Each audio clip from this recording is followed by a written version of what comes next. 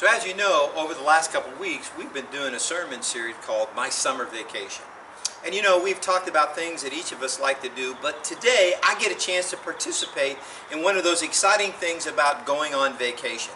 So as you can see, we're getting ready to head out to the beach, and I've got all my stuff that I need to be able to go there. So I'm going to load up, and then we're going to kind of talk about that in just a little bit. But I'm really, really excited about how this is all going to work out. I finally get a chance to be able to get with these guys, and we're going to head out and just go and have some fun at the beach. Hey, wait a minute. What about me? I'm left behind. What about me? So as you can see, I've been left behind. Not a great feeling, but I will tell you that it ties into the story that we're going to talk about today. We're going to talk about a young man by the name of Joseph.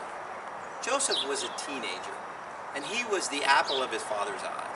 Now Joseph had a bunch of brothers. His brothers despised him. They despised him because they knew that Dad liked him best. Also in the fact that Joseph was somewhat of an arrogant teenager as well. He would do things like say to his brothers, "Hey, I had a dream last night, and I dreamt that all of you were going to bow down and serve me." Of course, you can just imagine how this aggravated his brothers.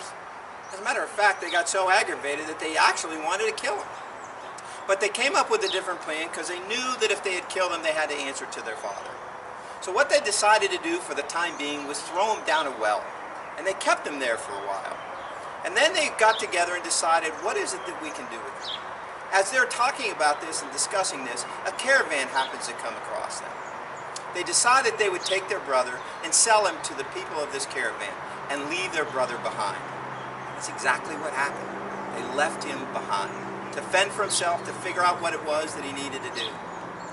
Well, God took favor with Joseph as well. He put him in a number of different positions, and each time he would find himself in a different position, something happened to him where people would either falsely accuse him or try to harm him. So as we study the story of Joseph, our hope is that we will see more clearly how God took care of Joseph, even when he was left behind. You see, we find ourselves sometimes left behind as well. Not there in the midst of all that's going on in our lives. We find sometimes too that we get persecuted. Sometimes people tell stories about us. Sometimes we just go through difficult times. And it's only through God's help that we're able to overcome that. That's our encouragement this week. That as we study this story, we too can be encouraged. So please come and join us this Sunday as we talk about the story of Joseph.